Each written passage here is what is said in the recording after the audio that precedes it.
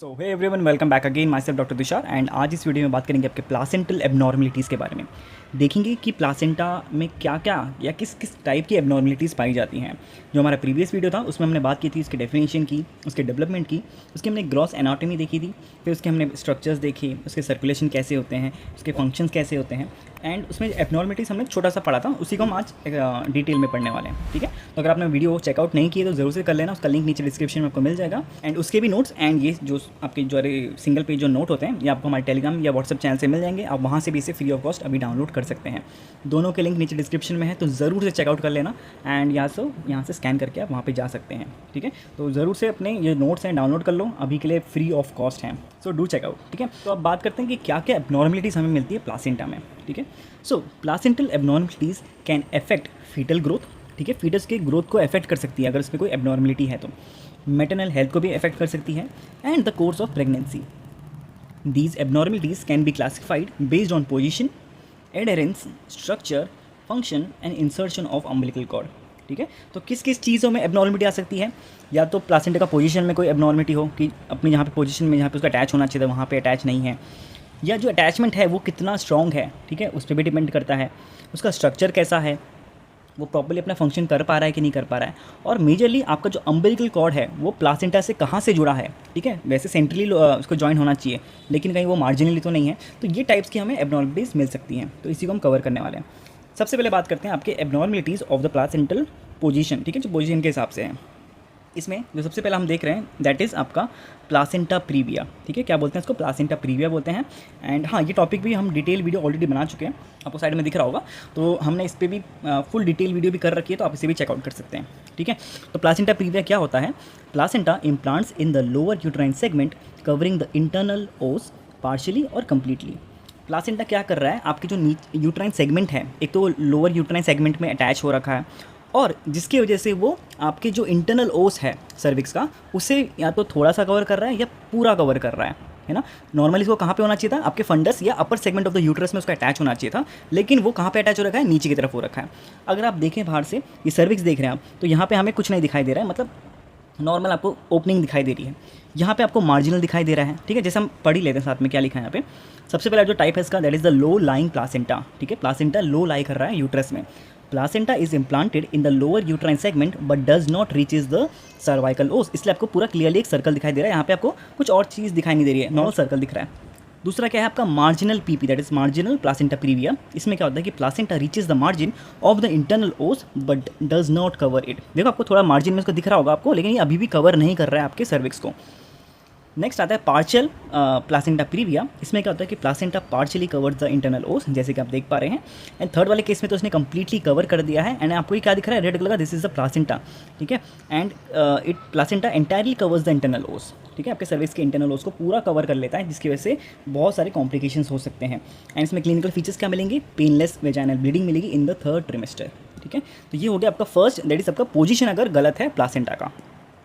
Next आते हैं हम लोग बात करते हैं अगर प्लासेंटा का एडेरेंस प्रॉपर नहीं है, that is abnormalities of the placental adherence. ठीक है, जिसको हम प्लासेंटा एक्रेटा स्पेक्ट्रम देखते हैं। तो इसमें क्या होता है कि it occurs when the placenta invades too deeply into the uterine walls. Clearly समझ गए कि प्लासेंटा का जो अटैचमेंट है वो कैसा होता है, आपके एंडोमेट्रियम में होता है, लेकिन जो अटैचमेंट्स अगर वो कुछ ज़्यादा ही डीप रूटेड हो गए तो वो कॉम्प्लिकेशंस कर सकते हैं। जैसे इसके टाइप्स हम देख लेते हैं। आपका पहला है placenta accreta, that is superficial इन्वेशन into the myometrium. अब देखो यहाँ पे 4 केसेस हैं, मैंने वहाँ पे 1 2 3 दे रखे हैं। एंड ये एन मतलब नॉर्मल या न्यूट्रल। इसमें आप देख पा रहे हैं नॉर्मल सी आपकी जो इम्प्लांटेशन वो हो रखा है। फर्स्ट और हमने देखा एक्रेटा, इसमें क्या सुपरफिशियल इन्वेशन इन मायोमेट्रियम, ये थोड़ा मायोमेट्रियम की तरफ घुस चुका है, मतलब कि जो middle layer of the uterus है, ठीक है, उसमें जा चुका है। देन आता है आपका प्लासेंटा इंक्रेटा, दैट इज आपका डीप इन्वेशन इनटू द मायोमेट्रियम। ये सुपरफिशियल था, ये कैसा हो गया, डीप हो गया देखो, और इसने अंदर तक अपना रूटेड हो गया अच्छे से। एंड तीसरा है आपका प्लासेंटा परक्रेटा, दैट इज आपका penetrates through the uterus possibly involving near by organs like the bladder. ये यहाँ से निकल गया यूट्रस के सेरोसा को भी पार करके आसपास के अगर कोई ऑर्गन है उस तक भी अपने इन्वेड कर सकता है प्लासेंटा अपने जो उसके अटैचमेंट्स होते हैं। ठीक है, तो ये हो गया आपके 3 कंडीशंस इसमें। तो ये हो गया abnormalities of the placenta adherence की, उसका एडहेरेंस कैसा हो रखा है, हाउ डीपली वो इन्वेड कर रहा है। इसमें क्लिनिकल फीचर्स क्या मिलेंगे आपको, दैट इज़ आपका सीवियर पोस्टमार्टम हैमरेज मिलेगा, PPH, and it requires surgical intervention, ठीक है, इसको सर्जिकली ही ठीक किया जा सकता है। तो ये हमने 2 आपके एबनॉर्मलिटीज़ देख लिए। आपका थर्ड एबनॉर्मलिटी है, it is the abnormality of the placental structures, ठीक है, स्ट्रक्चर्स कैसे हैं। इसमें नॉर्मली आपने प्लासेंटा देखा है कैसा होता है, लेकिन अगर वो बाइलोब्ड प्लासेंटा हो गया, that is placenta has 2 lobes instead of 1, increasing the risk of retained placenta. देखो यहाँ पे 2 लोब आपको दिख रहे हैं ना प्लासेंटा के, इसकी वजह से क्या हो सकता है कि जब प्लासेंटा निकलता है थर्ड स्टेज ऑफ लेबर में, हो सकता है कि एक लोब रह जाए, वहाँ पे कंडीशन डेवलप हो सकती है ना, तो यही एक कॉम्प्लिकेशन पैदा कर सकती है। दूसरा क्या है आपका succenturiate lobe, that is presence of accessory lobe, ठीक है, which may lead to retention of placental fragments postpartum, ठीक है। इसमें भी 2 लोब थे, इसमें भी ऐसा ही है कि एक तो मेजर है और एक छोटा सा एसेसरी लोब प्रेजेंट है, तो ये भी बाद में जाके दिक्कत कर सकता है, फ्रैगमेंट रह सकते हैं आपके यूट्रस में। उसके बाद आता है आपका सर्कमवैलेंट प्लासेंटा। इसमें क्या होता है, a thick and rolled placental margin linked to preterm labour and foetal growth restriction हो सकती है इसके से। तो आप देख पा रहे हैं इसका जो मार्जिन है वो कैसा है, कितना थिकेंड मार्जिन हो रखा है यहाँ पे, है ना।